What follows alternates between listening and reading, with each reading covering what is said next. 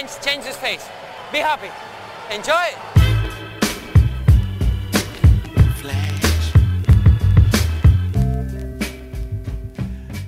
Está começando mais um episódio do podcast Dentro do Garrafão, podcast onde a gente fala sobre tudo que mais interessante está acontecendo na semana da NBA. Essa agora a gente fala da semana 4. Meu nome é Matheus Manes e junto comigo está Lucas Patti. Opa, Matheus, tamo aí na área, né? Hoje que, infelizmente, eu vou ter que sair um pouquinho mais cedo, que eu tenho o jogo pela Estácio aqui no... Então, a gente vai gravar então a segunda parte só, o segundo bloco do podcast, junto com o Lucas. Depois eu passo com vocês pelo primeiro bloco inteiro, né? Ou, quer dizer, Isso. As pessoas vão ouvir o primeiro bloco primeiro, né? Mas tudo bem. Eu só vou entrar depois. Daqui um pouquinho o Patti entra aí. Stuckey will go to work against Stevenson with 5 seconds to play. Stuckey, step back jumper, air ball, rebounded in! Yes! Solomon Hill at the buzzer, put it in! Então, o tema dessa semana da NBA foi retornos, né? Várias pessoas retornando a seus times, a suas casas, ou a um recorde negativo. Primeiro, Bradley Beal voltou a jogar pelo Wizards, depois de tanto tempo parado, com a contusão, e voltou jogando contra o Dallas, fazendo 21 pontos já. Então, um ótimo retorno dele para a liga. Ontem também jogando contra o Cavaliers, ele fez 12 pontos. Felizmente, nesse jogo contra o Dallas, eles perderam, mas ontem o Wizards venceu, voltou a vencer. Outro jogador fazendo um retorno nessa semana foi o Lance Stevenson, que é alarmador do Charlotte Hornets, voltou pro Indiana, né? Voltou a jogar na casa do Indiana, time pelo qual ele jogou durante seus primeiros 4 anos na NBA. E é a primeira vez que ele volta ao Indiana desde que ele saiu do time, saindo agora entre uma temporada e outra. Ele fez 10 pontos, 8 rebotes e 7 assistências, arremessando somente 33%. O que tem acontecido durante toda a temporada até agora, né? O Lance Stevenson ainda não achou a mão, não tá conseguindo arremessar bem, e o que ele fazia bem ano passado, que era finalizar com regularidade embaixo da tabela, dentro do garrafão, ele não tem conseguido fazer. Ele tá arremessando muito mal, 37% até agora na temporada. Muito fraco, ele precisa muito melhorar isso, e o Charlotte precisa que ele melhore. Ele veio pra cá, pro Charlotte, como jogador que ia melhorar o jogo ofensivo do time, não conseguiu fazer isso até agora. O que ele tá fazendo muito bem é pegar rebote, né? Pra um armador, ele pega muito rebote. Mas o Indiana venceu o jogo contra o Charlotte na volta do Lance Stevenson, com um rebote ofensivo no finalzinho do jogo, faltando 1 segundo pra acabar o jogo, de uma airball, e tapinha do Solomon Hill pra cima, sexta do Indiana. Fim de jogo, mais uma derrota pro Charlotte, que tá decepcionante esse ano, e uma vitória ótima, se não pro recorde do time de vitórias, pelo menos uma vitória moral para esse time do Indiana. Jason Kidd é outro voltando a jogar contra o seu time anterior. O técnico do Milwaukee Bucks voltou a jogar no Barclays Center, a casa do Brooklyn Nets, pela primeira vez desde que ele virou técnico do Milwaukee. Inclusive foi muito vaiado quando anunciaram o nome dele. Tava anunciando o time do Milwaukee, Jason Kidd, vai até não poder mais. The Milwaukee Bucks are coached by Jason Kidd. E nesse jogo, depois de 3 tempos extras e a chance de vencer desperdiçada pelo Brandon Knight, que errou uma bandeja sozinho, que daria a vitória pro Bucks. Eu coloco na postagem a bandeja que ele perdeu, foi triste. Mas ele se redimiu empatando o jogo no segundo tempo extra e liderando o time para vitória depois desse jogo que não queria acabar. Outro retorno tem sido o do Nick Young. Nick Young retornou às quadras depois de ter perdido os primeiros jogos da temporada, jogando pelo Lakers. E o time de Los Angeles ganhou seus 2 primeiros jogos com ele. Bons sinais aí pro Lakers. Com 17 e 16 pontos nos primeiros jogos. O Nick Young, Swag P, como ele se auto-intitula, voltou para realmente ajudar essa equipe. Inclusive, o Lakers teve uma vitória muito boa contra o Houston na quarta-feira, jogo que o Dwight Howard não jogou. Tem esse alerta aí. Mas vitória é vitória, e ainda mais contra o Houston, que é um time forte. Já ontem, o Lakers perdeu novamente, tomou uma surra. Não teve Nick Young para levar esse time para frente, não. Nem Kobe, nem Lin, nem Boozer, nem nada. Foi só massacre do ataque do Texas. E o último retorno aí, que eu queria dar uma alfinetada no Patti, mas ele só vai estar aqui no final do episódio. No final eu dou uma alfinetada nele. O Cavaliers voltou a ficar abaixo de 50% de vitórias novamente, perdendo 3 jogos seguidos contra os Spurs, Denver e o Wizards. E eu já falei um pouquinho aqui do Milwaukee Bucks, a gente falou do retorno do Jason Kidd ao Barclays Center e tal. Eu quero falar um pouquinho mais desse time, que é um dos times que a gente pouco falou valor aqui no podcast até agora, até porque não dá tempo de falar sobre todo mundo. É um time que merece ser falado e um time que tá surpreendendo, melhorou muito do ano passado para esse. O Bucks atualmente tem 7 vitórias e 6 derrotas, ou seja, tá positivo, né? Coisa que times como Cavaliers não estão. É, sem dúvida, uma das surpresas desse ano. Depois de ter sido o pior time do ano passado, hoje tem a 9ª melhor defesa da liga, até porque perderam ontem feio pro Toronto. Se não tivessem perdido, estavam até acima nisso, em questão de defesa. E com o elenco completo, esse é um time bom de assistir, com muitos jovens talentos. E muita gente achava que eles iam pra playoff no ano passado. Talvez ano passado que tenha sido a surpresa deles irem ter ido tão mal, e não deveria ser uma surpresa tão grande, que eles melhoraram de um ano para o outro. E destacando aqui o Giannis Antetokounmpo, Greek Freak, um dos caras mais bizarros da liga e um dos talentos brutos que a liga ainda tem. Ele vem mostrando melhoras significativas do que foi ano passado para esse, e apesar de não ter jogado muito no início, tem sido mais incluído nos jogos pelo Jason Kidd. Nos 3 jogos que começou como titular, fez 14 pontos, 8,3 rebotes e 2,7 assistências, arremessando 56%. E o Bucks venceu os 3 jogos que ele começou. Eu acho que o Jason Kidd deveria investir mais nele, deixá-lo como titular. O Giannis é candidato, sem dúvida, a Most Improved Player, né? O prêmio da liga, prêmio dado pela liga, aquele jogador que mais mostrou progresso de uma temporada para outra. Acho que todo mundo espera que ele seja um grande defensor, mas tem ido tão bem ofensiva quanto defensivamente. Ele foi, inclusive, o cara escolhido para marcar o Joe Johnson naquele jogo que a gente falou que foi a 3 tempos extras contra o Brooklyn, e o fez muito bem. Marcou muito bem o Joe Johnson. Inclusive, o Joe Johnson teve 1 ou 2 bolas para fechar o jogo e o Giannis estava na cara dele, impedindo ele de ser o cara eficiente que a gente costuma ver o Joe Johnson sendo. O novo técnico do Milwaukee tem experimentado muito com o elenco nos jogos. 10 jogadores diferentes já foram titulares, só o Jabari Parker, o Larry Sanders e o Brandon Knight, que são absolutos, né? E foram titulares nos 11 ou 12 jogos que o Milwaukee jogou até agora. 13 jogos, eu não sei fazer conta. Enfim. Eu acho que isso traz um pouco de inconsistência pro time, né? Fica variando muitos elencos, variando o time que tá em quadro o tempo todo. Acho que pode ter um aspecto negativo, né? Obviamente. Ontem, por exemplo, eles levaram 124 pontos do Toronto, depois de terem sido uma defesa muito boa com outros times, e venceram times bons como o Nets, o Miami e o Memphis. Mas mesmo assim, eu acho que crédito deve ser dado ao Jason Kidd pelo progresso desse time. Realmente está parecendo que eles podem brigar por uma vaga nas playoffs, talvez ali pelas últimas posições, quem sabe. Coisa que não esperávamos aqui no Dentro do Garrafão que fosse possível. Se vocês lembram do nosso episódio sobre o Milwaukee Bucks na pré-temporada, nós chutamos que eles iam ficar em 13º ou 12º na liga. É uma melhora boa, bons sinais. É um time bom de ver, é um dos times que eu procuro no League Pass para assistir. E nos próximos episódios a gente vai tentar sempre falar um pouquinho dos times que às vezes são um pouco negligenciados aqui, porque não dá para falar sobre todo mundo. E aquelas notícias ruins de jogadores machucados. Kevin Martin é o cara da vez, está fora sem prazo para voltar com a fratura no punho. O Wolves jogou ontem sem 3 dos seus 5 titulares já. É Pekovic, Rubio e Martin machucados, tá ficando complicado, né?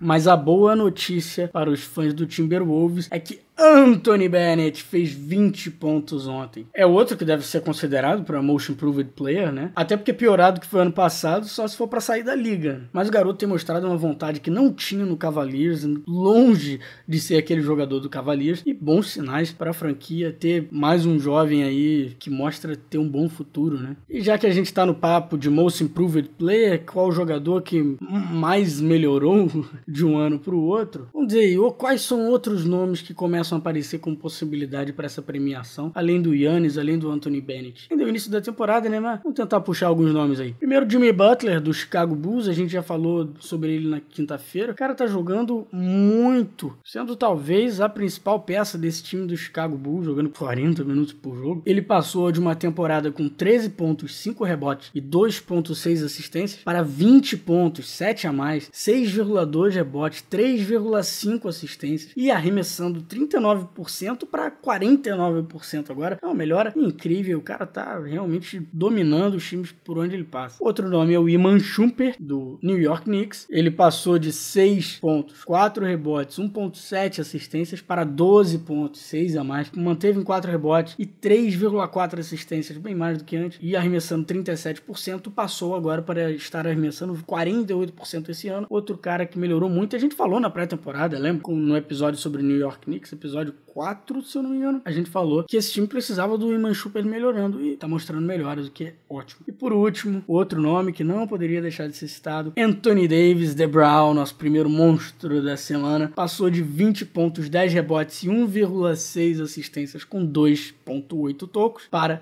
24,8 pontos, 11 rebotes, 2 assistências, 3,7 toco. Melhora geral e com o maior PER da liga. Lembrando que o PER é aquele número que tenta juntar todas as estatísticas num número só para falar da eficiência do jogador. Não é a melhor, mas é a que a gente mais utiliza aqui. Ele passa de uma eficiência de 26 que ele teve ano passado, se eu não me engano, para 34,1, que é absurdamente acima da média de 15. 34 é mais do que o dobro da média. É muito, muito impressionante. E citando outros nomes aqui de jogadores que também estão mostrando melhoras, Aaron Brooks, Michael Kidd-Gilchrist, com aquele seu arremessinho novo, tá arremessando muito melhor do que estava no passado, e Mason Plumlee, do já falado aqui, o Brooklyn Nets. There goes that man, Jimmy Butler. I'll tell you what, not only is he an elite defender, but he is really working himself into being a very, very good two-way player. Passando então pro monstro da semana. Quem foi, Paty? O nosso monstro da semana entre os dias 15 e dia 21 de novembro, né? Isso. O monstro da semana normalmente é monstro a vida inteira, né? Mas dessa vez ele foi além da expectativa, até foi o Chris Paul, que é o do Los Angeles Clippers, jogou demais essa semana, perdeu um joguinho, mas foi muito bem. Eles ganharam 2 jogos, os difícil. 3 que ganharam 3 jogos bons, hein? 3 bons assim no sentido de Chicago e Miami. Diferença, né? Não, perderam pro Chicago e ganharam do Miami. Não, é isso, exatamente. Os que ganharam foi o Philadelphia e o Orlando, que são 2 times mais fracos, mas 3 vitórias são 3 vitórias e... tá no nosso critério, né? Ó, nessa semana aí ele fez 21 pontos de média, 9 assistências, quase um double-double de média, acertou tudo que dava pra acertar, tanto que ele fez 64% em bola de 3 e 62% de 2. É absurdo, né? Como o cara foi eficiente essa semana. É por isso que ele tá aqui com o monstro da semana. Pô, eficiência altíssima mesmo. E foi o principal jogador do Clippers, né? Foi. Ainda mais que nesse time aí que tava dando aqueles problemas, né? Como a gente falou no episódio passado, tá rolando alguns problemas. Essas 3 vitórias em 4 jogos são ótimas vitórias pra esse time, né? Foi. Tava ficando lá pra trás. Só queria dizer um negócio, um tempo aí atrás, eu falei que todo mundo jogou de bigode, não sei se você acabou sabendo por quê. Porque é o Movember. Mustache November, não é? Um negócio assim? Eu sei, eu tô sem fazer a barba em novembro inteiro por causa dessa porra também. Tem que deixar o bigode, Matheus. Mas eu deixo tudo, dane-se. É que pra quem não sabe, é pra incentivar o homem, né? Os homens a fazer exames médicos e tal. Uhum. É interessante, né? Varejão tá. Sim, é engraçado que o Doc Rivers também tá aí. Mas enfim, Chris Paul, nosso monstro da semana. Semana excelente para o armador do Los Angeles Clippers. Para um armador ter menos de 2 erros por jogo, né? Isso também é fantástico. 1,8 perdas de bola por jogo. Para um cara que passa a maior parte do jogo com a bola na mão e é o principal distribuidor do time, é muito baixo. Muito excelente. Baixo. Excelente. 1,8, né? Não tem nem comparação. Uhum. Passando então para a Semana dos Brasileiros. Temos 2 brasileiros novos estreando na NBA, hein? Nessa semana aí, finalmente, Bruno Caboclo e Lucas Bebê jogaram pelo Toronto. Jogaram mesmo, assim, juntos, né? Não foi um em cada jogo. Jogaram juntos. O Caboclo entrou e foi até bem. Fez 8 pontos, 1 rebote, uma assistência. Deu um toco nesse jogo. O Bebê foi um pouquinho pior, assim, no quesito arremesso. Ele arremessou 1 de 2, né? Fez 1 de 2. Fez 2 pontos, 5 rebotes e 1 roubo de bola. Mas, entraram, né? Estão na liga agora. Ele só fez muita falta, eu acho, o Bebê. Foi. É um pouco aquilo, né? Primeiro jogo dos 2 na NBA, primeiros pontos dos 2 na NBA. Só entraram porque o Toronto já tava... humilhando o Milwaukee Bucks. Tava uma diferença já absurda. Quase 50 pontos quando eles entraram. O jogo acabou 124-83, pra vocês terem uma ideia. Realmente... É incrível. Se fosse futebol, seria uma goleada absurda. Um chocolate mesmo. Bem, dos outros brasileiros, o Splitter tá machucado ainda, o Faverani também, não jogaram por San Antonio e Boston. Aí os outros nossos mais conhecidos, né? O Leandrinho fez 3 jogos, 4 pontinhos, 1 rebote, 2 assistências, 1 roubo de bola. Tá ali, tá baixo, assim, pelo que a gente conhece dele, mas ele tá jogando um pouquinho menos. É a função dele. Ele tá entrando, fazendo o papel dele, né? O Nenê foi um pouquinho melhor nas médias, fez 11 pontos, 5 rebotes, 2 assistências e quase um toco por jogo, e também em 3 jogos. E pra mim o destaque dos brasileiros, assim, principalmente foi o Varejão, que nessa semana... Né? De novo, acho que é a terceira vez que a gente tá destacando ele aqui. Dos brasileiros foi o melhor. Assim, em ponto o Nenê ganhou dele, mas o Varejão fez 8 pontos, 8 rebotes, 1 assistência e 1 toco por jogo. Ele fez 4 jogos essa semana. Mas um jogo, né, que foi o principal, que foi contra o San Antonio. Eu queria só deixar claro aqui, só pra te dar uma zoada, porque a gente falou que você é torcedor do Cavaliers, eu sou torcedor do San Antonio, então a gente foi na casa de vocês. Pô, mas LeBron soltou uma bola. E levamos embora... LeBron cagou o jogo no final. LeBron tá virando freguês do Tim Duncan, só sei disso. Tá demais. Bem, continuando, o Varejão fez 23 pontos, 11 rebotes. Esses 23 pontos, acho que é a melhor marca dele nas últimas 2 temporadas, que ele se machucou e tal. E, assim, foi muito bem. Foi muito bem mesmo. Foi realmente... Foi o melhor do time. Foi. Que tem tanto jogador aí bom, LeBron, o Curry, o Love, o Waiters, tem muita gente boa aí, mas ele, dessa vez, esculachou a galera. Ele tem sido um dos jogadores mais consistentes do time, assim, também. Ele arremessa pouco e faz muito, né? Ele, tipo, de 10 arremessos, faz 7, por exemplo. É só ele receber a bola, né? Inclusive, ele tá mostrando até uma melhora do que era ano passado pra esse ano. Já tá jogando melhor do que o ano passado. Imagino que ano passado ele devia estar meio frustrado, até com o time perdendo. Ele se machucou durante muito tempo. Então ele via o time perdendo, não podia fazer nada e tal. E agora tá jogando do lado do cara que ele gosta de jogar, que é o LeBron. Tá podendo ajudar esse time pra frente. Eu acho que ele se consolidou como titular desse time absoluto, né? Porque faz uma diferença. O Thompson perdeu a vaga ali, porque ano passado o Thompson acabou sendo titular um pedaço da temporada. Mas também porque o Varejão ficou machucado durante bastante tempo. Foi. Que até agora só 4 jogadores entraram como titulares, quer dizer, 4, né, das 5 posições, que já tem os seus titulares absolutos, que são, obviamente, o Big Three deles, LeBron, Irving e o Love, e o Anderson Varejão é o outro aí, que também começou todos os jogos que jogou. O Tristan Thompson não começou nenhum jogo esse ano ainda. E o John Waiters que perdeu a vaga dele, né, começou sendo titular e perdeu a vaga pro Sean Marion. Foi. Só queria dar um extra aqui dessa semana. Essa semana, pra vocês terem ideia, teve um jogo de Dallas e Lakers, foi ontem, foi 140-106. Foi o maior placar dessa temporada em diferença. Bateu... De diferença? Não, de diferença não foi, não. O time que mais fez pontos, quero dizer. Bizarro, né, cara? Bizarro. Esse time do Dallas tá com um ataque realmente muito forte. Pô, eles bateram o Gold State, que também ganhou do Lakers. O Lakers tá adorando tomar goleada, né? O Lakers perdeu o Gold State de 136 a 115. Não é muito difícil fazer ponto nessa defesa do Lakers, né? Ninguém defende, então é complicado. Só queria falar isso a mais, porque, né, é bizarro. Além desse Toronto e Milwaukee que a gente falou aqui. E com isso a gente vai terminando o episódio de hoje, que acaba sendo um pouco mais curto sempre quando eu faço grande parte dele sozinho, como foi hoje, ou quando eu faço todo sozinho, como eu já fiz outras vezes. Acaba tendo menos discussão, né? Então acredito que semana que vem o Pati possa gravar comigo o episódio completo, né? Se você curtiu o episódio, por favor, curta, compartilhe com seus amigos. Se você estiver ouvindo pelo YouTube, se inscreva no canal. Se você estiver pelo site, deixe seu comentário, entra na discussão junto com a gente. Quero ouvir sua opinião. Quem vocês acham que é o jogador que mais tem melhorado de uma temporada para outra? Quais são os times que estão surpreendendo? Se você quiser entrar aqui no podcast, falar comigo, entrar na discussão comigo, com o Pati, deixa lá nos comentários, ou então manda um e-mail pra gente em contato@dentrogarrafão.com.br. E além disso, você pode conferir todos os outros episódios da temporada regular do podcast Dentro do Garrafão no site dentrogarrafão.com.br ou no YouTube. No YouTube não é totalmente completo, por exemplo, o tempo extra não entra no YouTube. Se você tá ouvindo pro YouTube e fala, cadê o tempo extra que vocês prometeram na quinta-feira passada? Tá lá no site. No site também você pode conferir alguns links extras sobre o que a gente fala aqui. E esse é o fim desse episódio. Semana que vem a gente volta com mais. Mama raised me well, but see pops at 3 o'clock. He locked the freeze box and turned on CL Smooth and Pete Rock and put it on repeat while I walk for 3 blocks. same 3 blocks I beat for 10 years, attempting to shift my speed to 5th gear. My career is close, it's what I fear the most. Will I hear my own folks when they clear the smoke? I feel fearless but feel the pulse of hip-hop. My nature is treacherous, toxic, Vin Rock, I've been plotting and scheming, watch, I got a mean crossover with arena shot. I live this way, morning, night and day.